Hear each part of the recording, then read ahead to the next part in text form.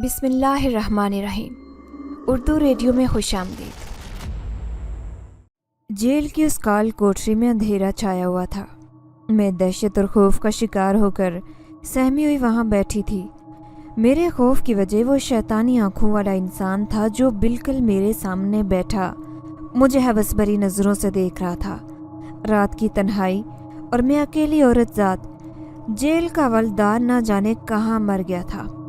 कुछ घंटों पहले तक तो वो यहीं खड़ा था, लेकिन अब 2 घंटे हो गए थे, यहाँ मुकम्मल सन्नाटा था। फिर वो शैतानी नज़रों वाला इंसान धीरे धीरे उठकर मेरे पास आने लगा। मैं उसके इरादे अच्छी तरह पहचान गई थी। वो जिस बुरी नज़रों से मुझे देख रहा था, उसकी नीयत से साफ जाहिर था कि वो मेरी इज्जत पर हमला करने वाला था। फिर उसने अपने गंदे हाथ मेरी तरफ बढ़ाए। इससे पहले कि वो मेरे सर पर दुपट्टा खींच लेता, अचानक उसके जिस्म को एक जोरदार झटका लगा और वो पीछे को होता दीवार से टकराया। उस गटाटूप अंधेरे में भी मुझे साफ दिखाई दे रहा था कि उसके माथे से खून की लकीर निकली थी और वो आवाज़ बागता होता ज़मीन पर गिरा था। मैं जल्दी से उठ खड़ी हुई, गोया कोई था जो मेरे और उस शैतान सिफत इंसान के दरमियान हाइल था। लेकिन वो था कौन? मैं नाकर्दा गुनाह की सज़ा में जेल काट रही थी। वो जुर्म जो मैंने किया ही ना था। मेरे सर पर तो जैसे आसमान टूट पड़ा जब मेरी नंद ने चोरी के इल्ज़ाम में मुझे पुलिस के हाथों गिरफ्तार करवा दिया। किस्मत तो मेरी शुरू से ही अच्छी नहीं थी, लेकिन अब तो ऐसे लगता जैसे ज़िंदगी मुझ पर मज़ीद सितम ढहाने वाली थी। मेरा नाम सवेरा है। मेरा ताल्लुक़ एक इंतहाई गरीब घराने से था। मेरे घर में मेरी माँ के सिवा हम 3 बहनें थीं। जब मैं 7-8 साल की थी तो मुझे अच्छी तरह याद था कि मेरे अब्बू एक मस्जिद के मौलवी थे। एक बार जब अब्बू रमज़ान के महीने में इत्काफ़ में बैठे थे तो मैं हर रोज़ उनको सहरी देने के लिए मस्जिद जाया करती। जब पहले रमज़ान में उन्हें सहरी देने गई तो उन्होंने मुझे चुपके से कहा कि बेटा, कल से 1 नहीं बल्कि 2 सहरी लेकर आना। अब्बू की बात सुनकर मैं हैरान थी। घर आकर अम्मा को कहने लगी कि अब्बू ने ऐसे कहा है, तो अम्मी कहने लगी, हाँ कोई गरीब होगा बेचारा जो उनके पास एतकाफ बैठा होगा। ठीक है, मैं कल से तुम्हें 2 सहरी बना कर दिया करूँगी।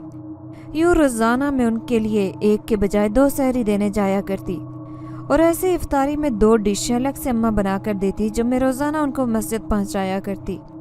जब अब्बू एतकाफ से उठकर आए तो मैंने बाकायदा उनसे पूछा था कि अब्बू, आप मस्जिद में रोज़ाना 2 सहरी क्यों मंगवाया करते थे?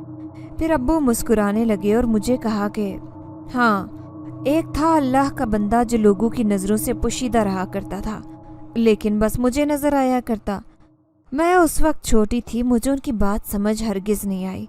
ज़िंदगी के रंग यूं ही खुशियों से भरे गुजर रहे थे जब हमारे मोहल्ले में रहने वाले एक साहिब हैसियत आदमी ने ऐलान किया कि मैं किसी को मुफ्त हज करवाऊंगा। ये ऐलान सुनकर मोहल्ले के सारे लोग ही खुशी से बेहाल हो गए कि ना जाने वो कौन खुश नसीब इंसान था जिसे वो साहिब हैसियत आदमी हज करवाना चाहता था। फिर उस आदमी ने मोहल्ले के सारे बुजुर्गों की एक पर्ची डाली तो इत्तेफाक से अब्बू का नाम उस पर्ची में निकल आया। अब्बू की तो मानो खुशी के मारे पाँव ज़मीन पर नहीं पड़ रहे थे। उन्हें यकीन नहीं आता था कि उस गुर्बत के घर में भी अल्लाह की तरफ से उनका बुलावा आ सकता है। ये सारे मोहल्ले के लोग उन्हें मुबारकबाद देने के लिए हमारे छोटे से गरीब खाने आने लगे। जब अब्बू हज पर रुखसत हो रहे थे तो हमें नहीं पता था कि अब्बू हमारी ज़िंदगी से हमेशा के लिए रुखसत होने वाले हैं, क्योंकि जैसे ही अब्बू हज अदा करने गए तो वहाँ पर हाजियों की भीड़ में भगदड़ मच गई, जिसमें अब्बू भी शहादत का रुतबा पा गए।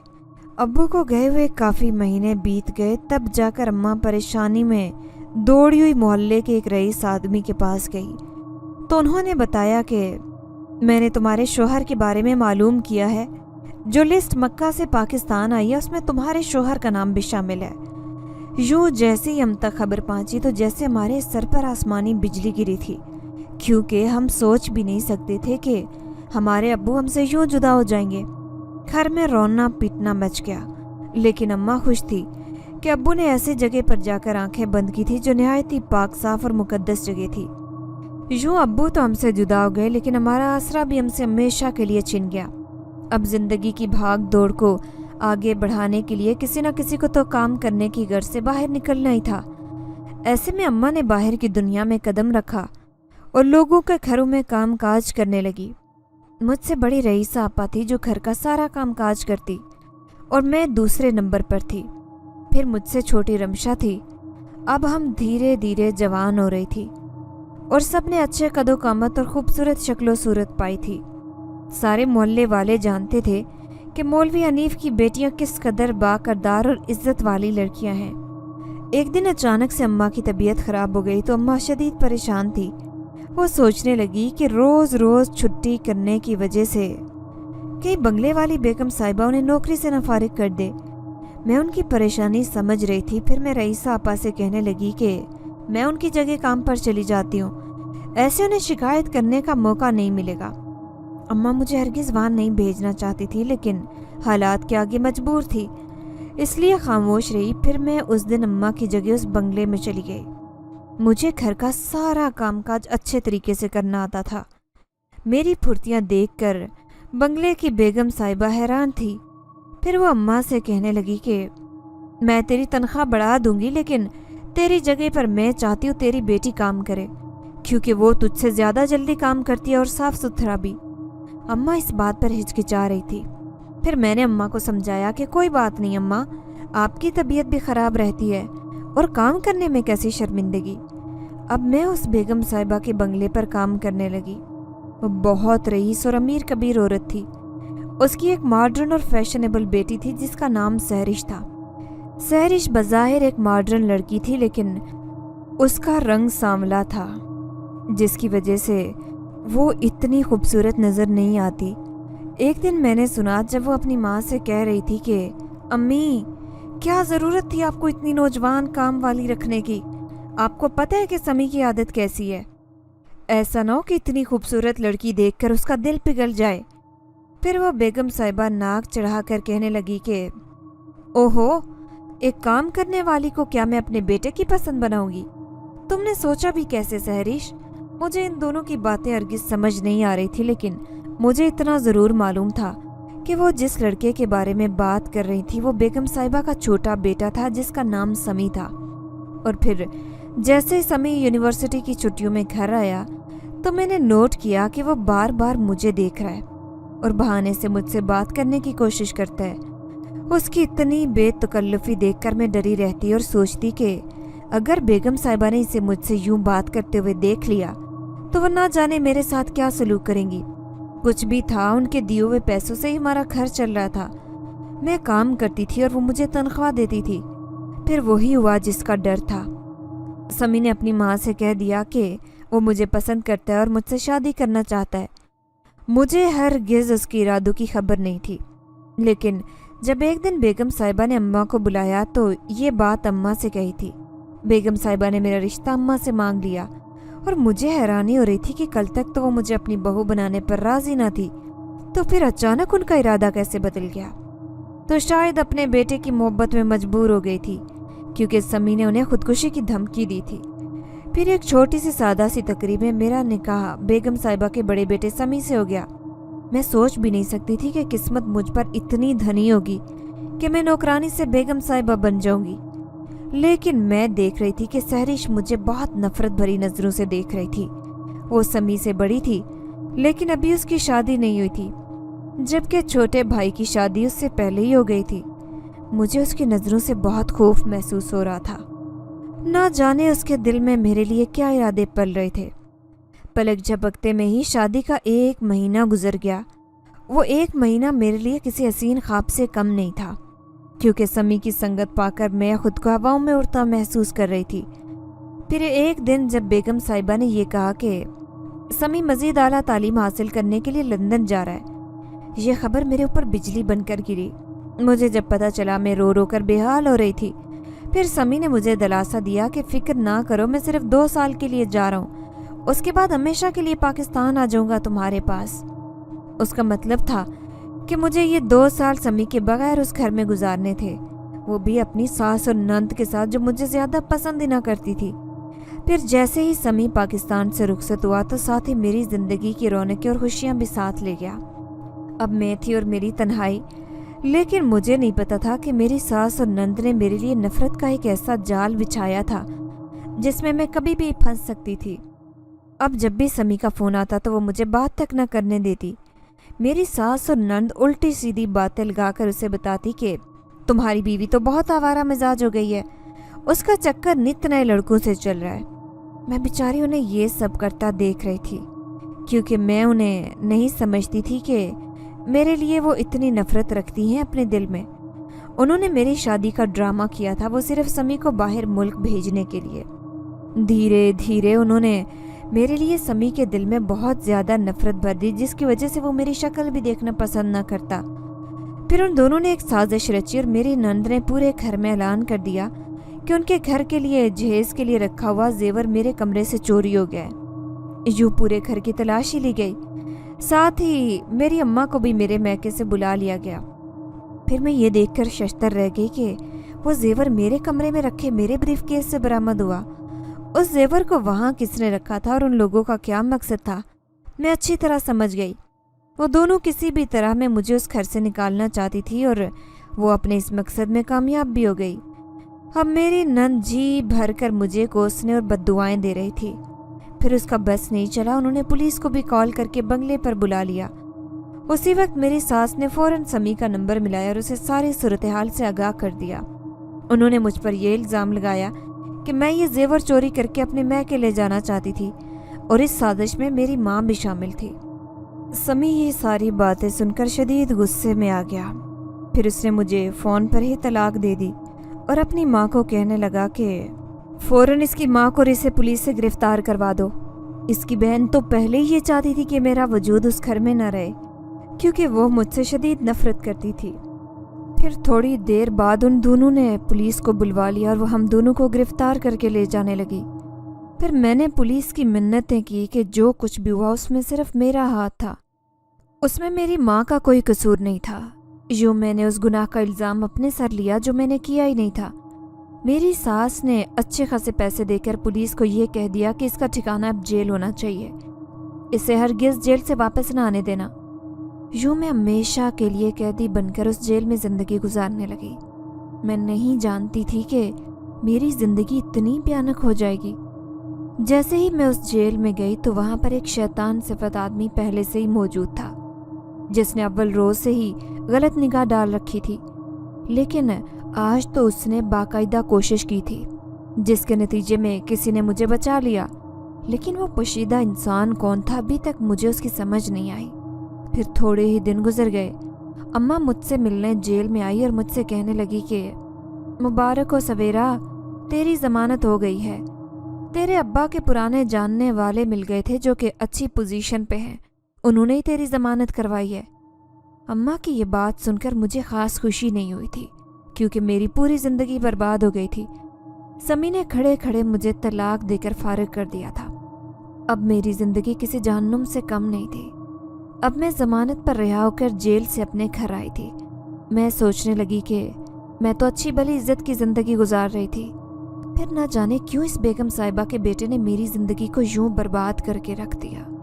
अब मैं दिन रात बिस्तर पर पड़े पड़े रोती रहती और यही सोचती कि बस किसी तरह से मैं भी अपनी ज़िंदगी से छुटकारा हासिल कर लूं, क्योंकि ऐसी ज़िंदगी गुजारना अब मेरे बस में नहीं रहा था। रईसा अपा की शादी अम्मा की कोशिशों से मोहल्ले में ही हो गई थी और मुझसे छोटी रमशा भी कुंवारी बैठी थी। अब मेरे जहन में दिन रात खुदकुशी के ख्यालात आते और मैं सोचती कि अब अम्मा और अपनी बहनों की ज़िंदगी में मज़ीद परेशानियों का बाइस नहीं बनूंगी, इसीलिए मुझे अब मर जाना चाहिए। यही सोचकर मैं अपने घर की छत पर बनी हुई तीसरी मंजिल पर गई थी। अभी मैं दीवार पर चढ़कर नीचे छलांग लगाने ही वाली थी कि अचानक किसी ने मेरा हाथ थामा। कोई नादीदा शख्सियत थी जो मुझे नज़र नहीं आ रही थी, लेकिन मुझे अपने इरादे से बाज रखना चाहती थी।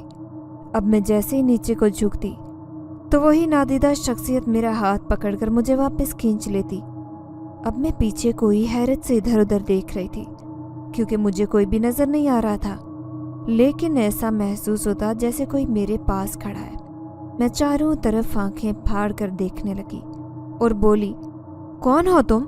मेरे सामने आओ। अगर मेरी मदद करने का इतना ही शौक है तो सामने क्यों नहीं आते? डरते क्यों हो? پھر اچانک چھت کے پورے صحن میں دھواں ہی دھواں بھرنے لگا۔ اس دھوئیں سے سفید لباس میں ملبوس ایک بزرگ میرے سامنے آئے تھے۔ ان کی شخصیت اتنی پرنور اور باوقار تھی کہ میرے منہ سے بے اختیار ماشاء اللہ نکلا۔ میں حیرت سے انہیں دیکھے جا رہی تھی، میرے منہ سے الفاظ نہیں نکل پا رہے تھے۔ پھر جب وہ مسکرائے تو ایسے لگا جیسے ارد گرد روشنیاں بکھر گئی ہوں۔ وہ مجھے کہنے لگے کہ بیٹا، یہ زندگی تو اللہ کی نعمت ہے، آخر تم اسے اپنے ہاتھوں سے کیوں ختم کرنا چاہتی ہو؟ مجھے معلوم ہے کہ تم انسانوں کی وجہ سے کن پریشانیوں کا شکار ہو، لیکن اس کا مطلب یہ ہرگز نہیں کہ ان پریشانیوں کا مقابلہ کرنے کے بجائے ان سے راہ فرار حاصل کر لیا جائے۔ اس کا نرم اور میٹھا لہجہ مجھے اپنے ابا کی یاد دلا رہا تھا۔ پھر میری آنکھوں میں آنسو آ گئے اور میں ان کے آگے سسک سسک کر رونے لگی۔ پھر ان بزرگ نے میرا ہاتھ تھاما اور مجھے کہنے لگے کہ چلو آؤ، میں تمہیں ایک ایسی دنیا میں لے کر چلتا ہوں جہاں پر لوگوں کی اتنی پریشانیاں ہیں کہ انہیں دیکھ کر تم اپنی زندگی کی ساری پریشانیاں بھول جاؤ گی۔ میں ان کے ساتھ جانا چاہتی تھی کیونکہ جس طرح وہ بات کر رہے تھے اس کا مطلب تھا کہ وہ شاید ہماری مخلوق میں سے ہرگز نہیں تھے۔ پھر وہ مجھے حیران پریشان دیکھ کر کہنے لگے کہ میں انسان نہیں بلکہ ایک جن زادہ ہوں۔ تمہارا باپ جو کہ اب حیات نہیں، ان میں سے میری اچھی خاصی دوستی تھی۔ کسی زمانے میں ہم دونوں ایک ہی مسجد میں رہا کرتے تھے۔ میرا شمار نیک جنات میں ہوتا ہے اور میں ہمیشہ اللہ کی مخلوق کو ایسے کاموں سے بچاتا ہوں جو ان کے لیے حرام ہے۔ پھر میں رو رو کر اس بابا جی سے کہنے لگی کہ آپ نے تو میری زندگی کے حالات دیکھ رکھے، اب بتاؤ بھلا میرے جینے کا کوئی آسرا سہارا بچا ہے؟ اب میں نے کیا کرنا ہے جی کر؟ پھر وہ بزرگ کہنے لگے کہ تم سے زیادہ لوگوں کی زندگیوں میں پریشانی ہے، چلو آؤ میں تمہیں اپنی دنیا میں لے کر چلتا ہوں، میرے ہاتھ پہ اپنا ہاتھ رکھو۔ اس بابا جی کی بات سن کر میں تھوڑا جھجک گئی، پھر گھبراتے ہوئے میں نے اپنا ہاتھ ان کے ہاتھ پر رکھا۔ ان کا ہاتھ نہایت ہی سفید تھا اور بہت لمبا بھی۔ پھر انہوں نے مجھ سے آنکھیں بند کرنے کو کہا اور میں نے جیسے ہی آنکھیں بند کی تو مجھے ایسے لگا جیسے میں ہوا میں اڑ رہی ہوں۔ تھوڑی دیر بعد میرے قدموں کے نیچے زمین تھی اور میں نے اپنی آنکھیں کھول دی۔ میں حیرت سے اچھل پڑی کیونکہ میں جس جگہ پر آئی تھی وہ ایک ٹوٹی پھوٹی بستی تھی جس میں سارے گھر ویران پڑے تھے۔ وہ جگہ کافی پرانی دکھائی دے رہی تھی۔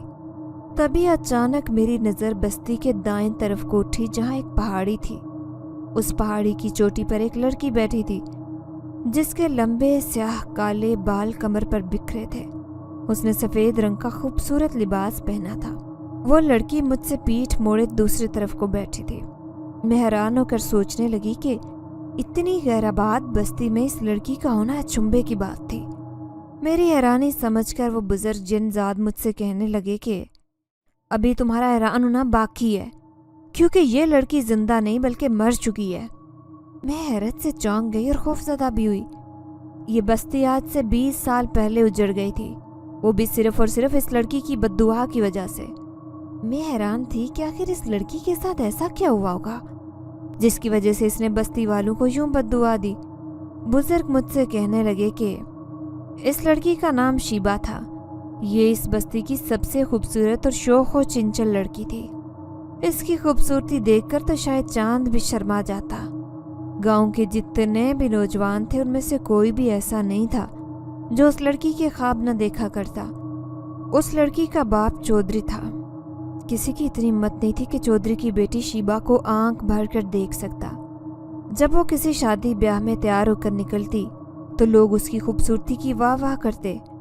وہ غصے کی بھی انتہائی تیز لڑکی تھی۔ اگر کوئی بھی اس سے بدتمیزی کرنے کی کوشش کرتا تو اس کے ہاتھ پیر کاٹ لیا کرتی۔ پھر چودھری نے اپنی بہن کے بیٹے کے ساتھ اس کی منگنی طے کر دی۔ یوں بستی کے کتنے ہی نوجوانوں کے دل ٹوٹ گئے۔ اس کی منگنی کا سن کر اس بستی کی لڑکیاں شیبا کی زندگی پر رشک کیا کرتی کہ خدا نے اسے خوبصورتی سے تو نواز رکھا ہے، ساتھ ہی قسمت کی بھی خوب دھنی ہے، لیکن زندگی نہ جانے شیبا پر کیا ستم ڈھانے والی تھی۔ ایک بار جب اس بستی میں خوب بارشیں ہوئی، ساتھ ہی طوفان بھی آیا کرتے تھے۔ بارش اور طوفان تو آ کر چلے گئے، لیکن ایسا کچھ ہوا جس نے سبھی کو پریشان کر دیا تھا، کیونکہ اچانک اس بستی میں ایک وبا پھیل گئی۔ وہ کوئی عام بیماری نہیں تھی، وہ ایک خطرناک قسم کی بیماری تھی۔ जिसे अक्सर लोग कोढ़ के नाम से बुलाया करते थे। सबसे पहले ये बीमारी एक बूढ़ी औरत को लगी थी। लोगों ने उससे बहुत घिन खाई और उसे एक ऊंची पहाड़ी पर बने गार में रहने पर मजबूर कर दिया। लोगों का ख्याल था कि ये बीमारी एक से दूसरे को लग जाती है, इसीलिए उस औरत के पास कोई भी ना आता जाता और खाना भी उसे फेंक कर दिया करते।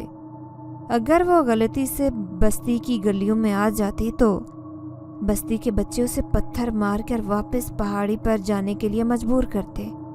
उस रास्ते से वो गुजरती तो लोग उस पर मिट्टी डालकर गुजरा करते। लोगों को ये नहीं पता था कि ये बीमारी खुद नहीं आई, बल्कि इन बारिशों की वजह से वो बीमारी कहीं से फैलकर यहाँ तक पहुँच गई थी। सब लोग इस बीमारी से एहतियात कर रहे थे, क्योंकि उस बीमारी में इंसान की खाल बहकर पिघलने लगती है और पानी उनमें से रिसने लगता है।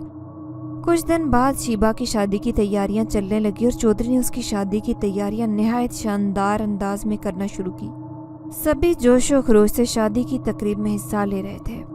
जब अचानक मायूं वाले दिन शीबा से किसी बच्चे ने बदतमीजी की तो गुस्से में आकर शीबा ने बच्चे की कलाई पर काट दिया। उसका ऐसा करना किसी तूफान की मानित साबित हुआ, क्योंकि बच्चे की कलाई पर शीबा के दांतों के निशानात यूं सख्त हो गए जैसे किसी ने वहां पर मोहर जब्त कर दी हो। तभी बच्चे की माँ रोती पीटती शीबा के पास आई और वहां मौजूद बूढ़ियों को इस बच्चे की कलाई दिखाने लगी। उनमें से एक बूढ़ी औरत जो जहान दीदा थी, जिसने बच्चे की कलाई देखी तो वो कुछ चौंक उठी। उसने शीबा की तरफ इशारा किया कि अब इस लड़की का इस बस्ती में रहना सही नहीं है, क्योंकि ये लड़की कोढ़ की बीमारी का शिकार हो चुकी है। उस बूढ़ी औरत की बात सुनकर शीबा के तमाम घर वाले निहायत गुस्से में आ गए और बूढ़ी को कहने लगे कि तुम बिला वजह हमारी बच्ची पर क्यों इल्जाम लगा रही हो। तो वो बूढ़ी कहने लगी कि मैंने एक उम्र गुजार ली है और अपने बाल धूप में सफ़ेद नहीं किए। मैं अच्छी तरह जान गई हूँ कि ये लड़की अब सही नहीं है, क्योंकि इस लड़की को कोढ़ की बीमारी लग चुकी है। अगर मेरी बात का यकीन नहीं आता तो हम इस बच्चे का तुम हाथ देख लो, जिस पर शीबा ने बुरी तरह से काटा है। अब लोग हैरत से शीबा को देख रहे थे, क्योंकि उसके पूरे हाथ पर अजीब किस्म के छोटे छोटे दाने उभरे हुए थे, जिनमें से पानी भी रिस रहा था। शीबा की अम्मी को याद आया कि कुछ दिन पहले ही शीबा ने उनसे शिकायत की थी कि उसके हाथ पर अजीब किस्म के दाने बने हैं, जिनमें अक्सर खारिश रहती है, लेकिन उन्होंने ऐसे दवाई वगैरह लगाकर उसे चुप करवा दिया। लोग खामोश थे और शीबा दहशतज़दा थी, सबको देख रही थी। वो सोच भी नहीं सकती थी कि जिस खूबसूरती की पूरी बस्ती में लोग उसकी तारीफ किया करते थे, आज वो एक बदनुमा बीमारी का शिकार हो चुकी थी। अब लोग उससे घिन खाया करेंगे। आहिस्ता आहिस्ता करके सारी बस्ती के लोग चौधरी के घर जमा होना शुरू हो गए। उनका मुसलसल एक ही मुतालबा था कि अपनी बेटी को पहाड़ी पर छोड़ दो, जहाँ वो बूढ़ी औरत रहती है। चौधरी और उसकी बीवी भला अपनी जान के टुकड़े को ऐसे कैसे पहाड़ी पर छोड़ सकते थे, जहाँ पर सिवाय जानवरों के कोई आबाद नहीं था। लेकिन बस्ती वालों ने साफ कह दिया कि अगर इस लड़की को बस्ती से ना निकाला गया तो वो इस लड़की को कत्ल कर देंगे, क्योंकि उनका मानना था कि ये बीमारी उस लड़की की वजह से सभी को लग सकती है। फिर शीबा आकर बाप से गले मिली और उससे कहने लगी कि अब्बा जान, अगर मेरी वजह से इस बस्ती के लोगों को अजियत महसूस होती है तो मैं यहाँ से चली जाती हूँ। आप लोग मेरी फिक्र ना करें। जिस तरह वो बूढ़ी औरत उस पहाड़ी पर अरसे दराज से रह रही है, मैं भी उसके साथ रह लूँगी। हाँ, लेकिन आप हफ्ते या महीने में एक दफ़ा मुझसे मिलने ज़रूर आ जाया करना। मैं बस दूर से ही आपको देख लिया करूँगी। उस लड़की का कर्ब देखने के लायक था, क्योंकि नाजू पली चौधरी की खूबसूरत बेटी अब कोढ़ जैसी बीमारी का शिकार होकर हमेशा के लिए उस पहाड़ी पर रहने जा रही थी, जहाँ पर सिवाय उस कोढ़ ज़दा बूढ़ी औरत के कोई नहीं था। यूं उस बस्ती के सब लोगों ने मिलकर उस नौजवान लड़की को वहां फेंक दिया था। 2 दिन बाद उसकी डोली उठना थी, लेकिन अब उसका मुकद्दर सिवाय तन्हाई और रुसवाई के कुछ न रहा। फिर उसे उस पहाड़ी पर रहते हुए शहनाइयों की आवाज़ें आने लगी। उसने देख लिया था कि जिस मगेतर से उसकी शादी होने वाली थी, वह अब उसी की बस्ती की दूसरी लड़की से ब्याह रचा रहा था। अब वो बूढ़ी औरत के साथ मिलकर उस बस्ती में रहने लगी। फिर एक दिन हद हो गई जब उसने देखा कि वो बूढ़ी औरत जब खाना मांगने के लिए बस्ती की गलियों में गई तो बस्ती के बच्चों ने उसे इतने पत्थर मारे कि उसकी जगह जगह से खून निकल रहा था। वो अपना जख्मों से चूर जिस्म लेकर वापस पहाड़ी पर आ गई। یہ دیکھ کر وہ انتہائی غصے سے اٹھی، پھر خوب زور سے چیخ کر بستی کے سارے لوگوں کو جمع کیا اور ان سے کہنے لگی کہ اگر آج کے بعد کسی نے مجھے یا اس بوڑھی عورت کو تنگ کرنے کی کوشش کی تو یاد رکھنا، میں اس بستی کے ایک ایک بچے کو کاٹ لوں گی اور اسے بھی اپنی طرح کورس جیسی بیماریوں کا شکار کر دوں گی۔ اگر تمہاری اولاد میں سے کسی نے بھی اس بوڑھی عورت کو کوئی اذیت یا تکلیف پہنچائی تو میں بھی ایسی تکلیف اور اذیت تمہاری نسلوں کو دوں گی کہ وہ ہمیشہ یاد رکھیں گی۔ اس کی دھمکیاں کوئی خالی دھمکیاں نہیں تھی، کیونکہ وہ شیبا تھی، وہ کچھ بھی کر سکتی تھی۔ اب وہ اداس بلبل کی طرح اس پہاڑی پر بیٹھ کر دکھی گیت گایا کرتی اور اپنی زندگی کے سپنے اپنی کھلی آنکھوں سے دیکھا کرتی جو اس نے اپنی آنے والی زندگی کے بارے میں سوچے تھے۔ اس پہاڑی میں شیبا کے آنے سے اس بوڑھی عورت کو یہ خوشی ملی تھی کہ بستی کے جو لوگ اس سے پہلے کھانا پھینک کر دیا کرتے تھے وہ عزت اور احترام کے ساتھ اس پہاڑی کے باہر رکھ کر چلے جایا کرتے۔ ایک دن اس کا والد اس سے ملنے کے لیے آیا۔ وہ دونوں دور کھڑے ہو کر آپس میں بات چیت کر رہے تھے۔ اس کا والد روتے ہوئے کہنے لگا کہ بیٹا، میں تیرے لیے بہت غمگین ہوں۔ میں نے شہر میں ایک انگریز ڈاکٹر سے بات کی ہے، اس کا کہنا ہے کہ تیری بیماری کا علاج جلدی ہو جائے گا، پھر سے تو بھلی چنگی ہو کر ہمارے پاس رہنے لگے گی۔ میں تجھے اس پہاڑی پر یوں اکیلا رہتا دیکھ کر دن رات بے چینی سے روتا پھرتا ہوں۔ شیبا اپنے والد کی بات سن کر اداسی سے کہنے لگی کہ بابا جان، آپ میری فکر نہ کریں، میں یہاں بہت خوش ہوں۔ یہاں رہ کر اس بوڑھی عورت کی طرح اپنی زندگی جینا سیکھ چکی ہوں۔ دونوں کی دکھ بھری باتیں وہاں پر موجود نہ صرف انسانوں کے دل پگھلا رہی تھی، بلکہ جنات جو انسانی آنکھ سے اوجھل ہوتے، ان دونوں کی دکھ بھری باتیں سن کر وہ بھی آنسو بہا رہے تھے۔ کافی عرصے تک وہ اسی پہاڑی میں قید کاٹتی رہی جو اس کا مقدر تھی۔ پھر ایک دن اسی پہاڑی میں وہ مردہ حالت میں لوگوں کو ملی۔ پھر وہ قیدی پہاڑی ہی اس کی قبر بن چکی تھی۔ پھر کچھ عرصے بعد شیبا کا والد اور اس کا پورا خاندانی بستی چھوڑ کر کہیں دور جا بسا تھا، کیونکہ یہاں پر اس کی نوجوان بیٹی کی غم بھری یادیں تھیں جنہیں وہ سینے سے لگا کر اس بستی سے ہمیشہ کے لیے چلا گیا۔ بعد میں نہ جانے اس بستی میں ایسا کیا طوفان آیا کہ یہ بستی ہمیشہ کے لیے اجڑ گئی۔ جب یہاں سے گزرنے والے لوگ اسی لڑکی کے بارے میں یہ کہتے ہیں کہ یہ بستی اسی لڑکی کی وجہ سے آباد تھی، جو ہی وہ لڑکی مری یہ بستی بھی خالی ہو گئی۔ اب تم ہی بتاؤ بیٹی کہ اس شیبا نامی لڑکی کا دکھ زیادہ بڑا ہے یا تمہارا؟ تم نے تو ابھی زندگی کے چند مصائب ہی دیکھے اور تم برداشت بھی نہیں کر سکی۔ یہ سوچو کہ اس نوجوان اور خوبصورت لڑکی نے وہ لوگوں کے نفرت انگیز اور برے رویے اور کیسے یہ سارا وقت گزارا ہوگا۔ اس لڑکی کی دکھ بھری کہانی سن کر میری آنکھیں آنسو بہا رہی تھی۔ میں سوچ بھی نہیں سکتی تھی کہ انسانوں کے رویے بعض لوگوں کے لیے اتنے تکلیف دہ ہو جاتے ہیں کہ وہ زندگی کی بازی ہار جاتے ہیں۔ اب مجھے اس بستی کے اجڑنے کی وجہ سمجھ آ رہی تھی اور اسی بستی میں بھٹکنے والی اس لڑکی کی روح۔ پھر وہ جن ذات بزرگ کہنے لگے کہ زندگی ختم ہونے کا نام نہیں ہے، ابھی تم نے زندگی میں بہت کام کرنا ہے، ابھی جا کر اپنے گھر آنے والی زندگی کے بارے میں سوچو۔ اس بزرگ جن ذات کی باتیں حوصلہ افزا تھی۔ اب میں ایک نئے عزم کے ساتھ اپنے گھر جا رہی تھی۔ پھر میں نے آنکھیں بند کی اور اس بزرگ شخص کے ہاتھ میں اپنا ہاتھ رکھا۔ اب میں پھر سے وہیں جا رہی تھی جہاں سے میں آئی تھی، لیکن زندگی کے لیے میری سوچ بدل چکی تھی۔ جب میں چھت سے نیچے اتری تو اماں حیرت سے مجھے دیکھ رہی تھی، کیونکہ مجھے گئے ہوئے کافی لمحے بیت گئے تھے۔ پھر اماں مجھے دیکھ کر کہنے لگی کہ سویرا، میں تو تجھے ابھی چھت پر دیکھ کر آئی تھی، لیکن تو تھی ہی نہیں، کہاں چھپی تھی آخر؟ میں اماں کی بات پر سٹ پٹا کر رہ گئی، پھر انہیں یوں ہی باتوں میں لگا لیا۔ اب میں نے عزم کر لیا تھا کہ جو مجھ پر جھوٹا الزام لگایا گیا ہے، میں اس جن ذات بزرگ کے ساتھ مل کر اپنے اوپر سے وہ الزام ہٹا کر ہی رہوں گی اور سمی کو کسی بھی طرح کر کے اپنی غلطی کا احساس دلاؤں گی۔ جو زندگی کی طرف سے مایوسی کی کیفیت تھی وہ مجھ سے دور جا چکی تھی۔ اب مجھے یہاں رہ کر پتہ چل گیا تھا کہ سمی کی بہن سہرش کا کسی لڑکے سے چکر چل رہا تھا۔ اب وہ اس سے شادی کرنے والی تھی۔ جس طرح اس نے میری زندگی برباد کی، اسی طرح میں بھی اسے یہ احساس دلانا چاہتی تھی کہ کسی کی زندگی برباد کرنے سے کیا حاصل ہوتا ہے۔ پھر میں اپنے گھر کی چھت پر گئی اور اسی جن زادے بزرگ کا انتظار کرنے لگی جو میری مدد کے لیے میرے پاس آئے تھے۔ जब मैंने उन्हें ये सारी बातें कही तो वो मुझे कहने लगे कि हाँ, तुम्हें ये ज़रूर करना चाहिए ताकि उसे अपनी गलती का एहसास हो। सैरिश और उस लड़के की शादी तय हो चुकी थी। मैंने सुना था कि समी भी अपनी बहन की शादी में शिरकत के लिए इस मुल्क में वापस आया था। वो आने के बाद एक बार भी मुझसे नहीं मिला था। उसे शायद ये जानने में दिलचस्पी नहीं थी कि मुझ पर सच्चा इल्ज़ाम लगाया गया था या झूठा। ना जाने क्यों मेरी ज़िंदगी यूं उन लोगों के हाथों खिलौना बनी थी और उन्होंने मुझे बर्बाद करके ही दम लिया।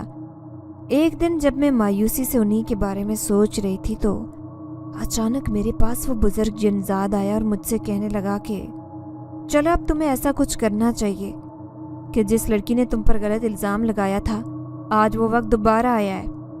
अब तुम्हें उसे एहसास दिलाना चाहिए कि किसी पर जब कोई झूठा इल्ज़ाम लगाए तो उसे कैसा महसूस होता है। उस जिनजादे की बात सुनकर मैं फ़ौरन खड़ी हो गई और उसके साथ जाने लगी। अम्मा घर पर नहीं थी जबकि छोटी रमशा घर पर ही थी। वो मुझे हैरत से यूं तेज़ी से जाता हुआ देख रही थी, लेकिन अभी उसकी हैरत दूर करने का टाइम नहीं था, इसलिए मैं पूरा दिन घर से निकल आई। उस जिनजादे के मुताबिक सैरिश और उसका मंगेतर किसी रेस्टोरेंट में बैठे थे। मैंने फ़ौरन ही अपना हुलिया बदला और मैं भी उसी रेस्टोरेंट में जाकर बैठ गई। मेरे सामने भी एक अमीर औरत बैठी थी जिसके हाथ में एक बड़ा सा मोबाइल था। फिर उस जिनजादे की मदद से मैंने उस औरत का मोबाइल उठाया और सैरिश के पर्स में चुपके से डाल दिया। रेस्टोरेंट में इस बात का किसी को पता नहीं चला। यूं भी भला उस जिनजादे को मेरे अलावा कौन देख सकता था। अभी थोड़ी देर बाद उस औरत को अपने मोबाइल की गुमशुदगी का इल्म हो गया था। वो खूब चीखो पुकार और वावेला मचा रही थी कि उसका कीमती मोबाइल इस रेस्टोरेंट से गायब हो गया है। रेस्टोरेंट का अमला भी निहायत परेशान दिखाई दे रहा था। फिर वहाँ के मैनेजर ने फैसला किया कि यहाँ पर मौजूद हर एक की तलाशी ली जाएगी ताकि इस खवातीन के कीमती मोबाइल का पता लगाया जा सके कि आखिर किसने चोरी किया था। यूं एक अमले की तलाशी ली जा रही थी।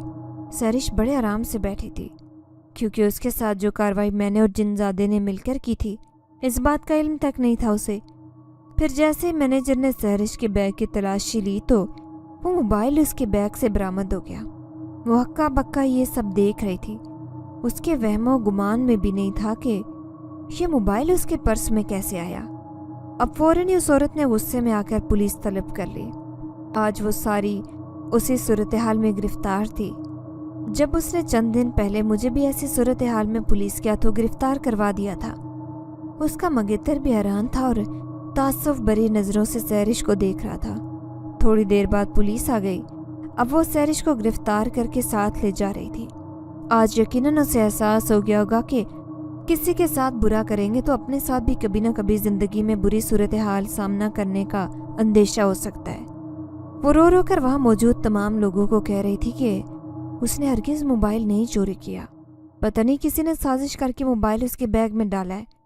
लेकिन ऐसे ही जैसे कभी उसके सामने रोई गिड़गिड़ाई थी मैं और उसकी मिन्नत समाजित की थी कि मैंने तो वो जेवर हरगिज़ चोरी नहीं किया, बल्कि किसी ने मेरे खिलाफ ये साजिश रची थी। अब मैं खुश थी कि जिसने मेरे साथ बुरा किया आखिरकार मैंने भी उसे अंजाम तक पहुंचा कर दम लिया। अब मैंने फैसला किया कि जिस तरह मेरे बाप ने एक सादा और दीनदार जिंदगी बसर की थी ऐसे ही मैं भी दीन के रास्ते पर चलकर बाकी की ज़िंदगी गुजारूंगी। अब मैंने अम्मा को कहा कि मैं घर में एक मदरसा खोलना चाहती हूँ। भले ही मैं किसी बच्चे से कोई फ़ीस नहीं लूँ, लेकिन फिर भी बच्चों को कुरान पढ़ाकर उन्हें नेक इंसान बनाना चाहती हूँ। अम्मा को मेरी बात से कोई एतराज़ नहीं था। यूँ आहिस्ता आहिस्ता करके मेरे घर में उसी इलाके के बच्चे आने लगे जिनकी तादाद दिन ब दिन बढ़ रही थी। जिन लोगों ने जब देखा कि मैं सब लोगों के बच्चों को बिल्कुल बेगर्ज और किसी लालच के बगैर पढ़ा रही हूँ, तो उसी जगह के एक अमीर आदमी ने कहा कि अगर तुम इस जगह पर मदरसा बनाना चाहती हो तो मैं तुम्हें अपनी जगह दे देता हूँ। वहाँ पर तुम्हें एक बड़ा सा मदरसा खोल कर दे सकता हूँ। मुझे भला और क्या चाहिए था। अब मैं खुश थी कि लोग भी मेरे इस काम में मदद कर रहे थे। मैं अपने बाप के मिशन को लेकर आगे चलना चाहती थी। मेरी नेक फितरत देखकर आहिस्ता आहिस्ता लोग ये भूल गए कि मैं भी कभी अपना वक्त जेल में गुजार आई थी, वो भी किसी मुलजिमा की हैसियत से। फिर धीरे धीरे उस इलाके में एक मदरसा बनने का आगाज़ हो गया क्योंकि बच्चों की तादाद बहुत बढ़ गई थी। फिर 1 साल की मेहनत के बाद आखिरकार वो मदरसा बनकर तैयार हो गया और इस इलाके के अलावा دور کے بچے یہاں آ کر پڑھنے لگے۔ اب میں اکیلی بچوں کو نہیں پڑھا سکتی تھی، اسی لیے میں نے اپنے ساتھ رمشا کو بھی شامل کر لیا۔ اس مدرسے کی دیکھ بھال کے سامنے کی ساری ذمہ داری میری تھی۔ اب میرا اپنے علاقے میں ایک نام اور پہچان تھا، لوگ میری عزت کرتے تھے اور مجھے سویرا آپا کے نام سے بلاتے تھے۔ اب اس مدرسے کو تقریباً 5 سال کا عرصہ بیت گیا تھا۔ پھر ایک دن مدرسے کے چوکیدار نے مجھے اطلاع دی کہ آپ سے کوئی ملنے آیا ہے۔ میں حیران تھی کہ بھلا مجھ سے ملنے کون آ سکتا ہے۔ پھر سامنے کھڑے شخص کو دیکھ کر میں حیران رہ گئی، کیونکہ وہ کوئی اور نہیں بلکہ سمی تھا، جو بڑے غور سے مجھے دیکھ رہا تھا۔ میں اس سے کوئی بات نہیں کرنا چاہتی تھی، پھر بھی دل کے ہاتھوں مجبور ہو کر اس کے پاس چلی گئی اور اس سے کہنے لگی کہ آج اتنے سال بعد آپ کو میری یاد کیسے آئی؟ آپ کی ماں بہن نے تو مجھے ایک ملزمہ کی حیثیت سے گھر سے نکالا تھا اور میری زندگی کو برباد کرنے میں کوئی کسر نہیں چھوڑی، تو پھر آپ مجھ سے کیا لینے آئی یہاں پر؟ پھر وہ سر جھکا کر کہنے لگا کہ مجھے آپا نے سچائی سے آگاہ کر دیا تھا، لیکن جب بتایا تو میرے ہاتھوں سے سب نکل چکا تھا۔ میں تم سے معافی مانگنے کے لیے آیا ہوں، امید ہے تم مجھے معاف کر دو گی۔ میں نے اس سے کہا کہ معافی مانگنا تو آسان ہے، لیکن کسی کی پوری زندگی کسی کے غلط فیصلے سے ہمیشہ کے لیے برباد ہو جاتی ہے۔ پھر اس نے مجھ سے ایک ایسی بات کہی کہ میں اسے سن کر چونک گئی۔ وہ مجھ سے کہہ رہا تھا کہ میں نے ابھی تک شادی نہیں کی کیونکہ میں تم سے دوبارہ رشتہ جوڑنا چاہتا ہوں۔ اگر تم حلالہ کر لو تو دوبارہ سے ایک رشتے میں بن سکتے ہیں۔ اس کی باتیں مجھے غصہ دلا رہی تھی، لیکن میں اسے کوئی جواب نہیں دینا چاہتی تھی، اس لیے خاموشی سے آ کر دوبارہ بچوں کی کلاس میں آ گئی۔ آج جب میں گھر پر آئی تو میری سوچوں پر سمی کی یادوں کا ایک قبضہ تھا۔ جو وقت میں نے اس کے ساتھ گزارا تھا، سمی سے علیحدہ ہونے کے بعد میں نے کسی انسان کے بارے میں سوچا نہیں تھا، کیونکہ فقط وہی میری زندگی میں آنے والا پہلا انسان تھا۔ آج میں بے چینی کے مارے سو ہی نہیں سکی، رات بھر یوں ہی ٹہلتی رہی۔ آخر تھک ہار کر پھر اپنے گھر کی چھت پر چلی گئی۔ میں پریشان سے چھت پر کھڑی تھی جب اچانک مجھے اپنے پیچھے سے آواز آئی، کیا ہوا بیٹا، تم پریشان کیوں ہو؟ وہ بزرگ جن زیادہ تھا جو مجھ سے نہایت نرمی سے پوچھ رہا تھا۔ میں انہیں سامنے دیکھ کر حیران رہ گئی، پھر انہیں کہنے لگی کہ آپ کو کیسے میری ساری پریشانیوں کا علم ہو جاتا ہے؟ پھر وہ مسکرائے اور مجھے کہنے لگے، کیونکہ جب تم بہت چھوٹی تھی تو مجھے مسجد میں سحری دینے آیا کرتی تھی، وہ بھی صبح صبح فجر کے وقت۔ ان کے منہ سے یہ بات سن کر میں اچھل گئی، تو پھر انہیں اٹکتے ہوئے کہنے لگی کہ اچھا، آپ وہی ہیں جن کے لیے ابو افطاری اور سحری منگوایا کرتے تھے؟ اس کا مطلب ہے کہ آپ اسی مسجد میں ابو کے ساتھ قیام کیا کرتے تھے۔ پھر وہ سر ہلا کر کہنے لگے، ہاں، تمہارے ابو ایک جان دیدہ انسان تھے۔ جب میں اس مسجد میں عبادت کیا کرتا تھا تو انہوں نے یہ بھی فوراً دیکھ لیا کہ میں انسان نہیں بلکہ جن زادہ ہوں۔ اکثر عبادت کی غرض سے میں بھی اس مسجد میں جایا کرتا۔ جب تم کھانا لے کر آتی تھی، اس کھانے کی خوشبو اتنی لذیذ ہوتی کہ میں بھی اس کی خوشبو محسوس کر کے وہیں بیٹھ جایا کرتا۔ کہتے ہیں کہ نیک جنات اکثر انسانوں کو نظر آ جاتے ہیں کیونکہ وہ کسی کو کوئی نقصان نہیں پہنچا سکتے۔ آج تم اتنی پریشان ہو تو میں تمہاری مدد کرنا چاہتا ہوں۔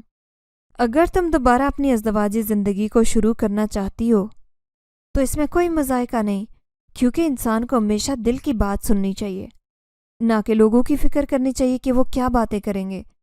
پھر میں ان سے کہنے لگی کہ یہ سب تو کر لوں گی، لیکن میرے لیے حلالہ کرنا اتنا آسان نہیں۔ کیسے کوئی مجھے ایسے شخص ملے گا جو میری مدد کر سکے؟ پھر وہ بزرگ نیک جنات کہنے لگے کہ میری نظر میں ایک مولوی ہے، وہ ضرور تمہاری مدد کریں گے۔ اگر تم کہو تو میں ان سے بات کر لیتا ہوں۔ مجھے کوئی اعتراض نہیں تھا، کیونکہ میرے دل میں بھی تھی کہ میں دوبارہ سے سمی کے ساتھ زندگی بسر کروں، کیونکہ میں نے اس کے ساتھ زندگی کا کوئی حصہ صحیح طریقے سے گزارا ہی نہیں تھا۔ کہ چند دن بعد ہی ایک مولانا صاحب ہمارے مدرسے میں آئے۔ انہوں نے نہایت عزت اور احترام سے مجھ سے بات کی اور مجھے کہنے لگے کہ میں تمہاری پریشانی دور کر سکتا ہوں۔ یوں ایک بار پھر سے میں ایک دن کی دلہن بنی اور مولوی صاحب کے ساتھ نکاح ہوا۔ اس نکاح میں اس کی بیوی بھی شریک تھی۔ اسے کوئی اعتراض نہیں تھا کہ مولوی صاحب میری اس طرح سے مدد کرنے جا رہے تھے۔ پھر کچھ ہی دن بعد وہاں سے طلاق کے بعد ایک بار پھر میں سمی کی دلہن بننے جا رہی تھی۔ سمی کی خوشی دیکھنے لائق تھی۔ مجھے اپنے نکاح میں وہی بزرگ جن زادہ بھی کھڑا نظر آیا جو مجھے دیکھ کر مسکرا رہے تھے، مجھے دل ہی دل میں دعائیں بھی دے رہے تھے۔ سمی کی بہن سہرش نے تو شرکت نہیں کی، لیکن اس کی ماں اس نکاح میں آئی تھی۔ اس نے مجھ سے ہاتھ جوڑ کر معافی مانگی تھی اور میں نے بھی اسے کھلے دل سے معاف کر دیا تھا۔ میری زندگی میں جب خوشیاں دستک دینے والی تھی تو بھلا مجھے ان خوشیوں سے منہ موڑنے کی کیا ضرورت تھی؟ ابو کی چھوٹی سی نیکی نے میری زندگی میں خوشیاں پھیلا دی۔ نہ ہی ابو اس بزرگ جن زادے کو مسجد میں اپنے ساتھ کھانے کی دعوت دیتے، نہ ہی یوں میری زندگی ایک بار پھر سے بدلتی۔ بلا شبہ کسی کی چھوٹی سی نیکی بھی بڑے بڑے کام کر جاتی ہے، جو انسان صرف سوچ کر رہ جاتا ہے۔ زندگی کی کٹھنائیوں کو پار کر لینے کے بعد آج میں اپنی زندگی میں خوشیوں کے دیپ جلتے ہوئے دیکھ رہی ہوں۔ اگر آپ کو ہماری یہ کہانی پسند آئی ہے تو لائک کیجیے، شیئر کیجیے، اور اگر ابھی تک آپ نے ہمارا چینل سبسکرائب نہیں کیا تو اردو ریڈیو کو لازمی سبسکرائب کیجیے۔ ملتے ہیں اگلی ویڈیو میں۔ اللہ حافظ۔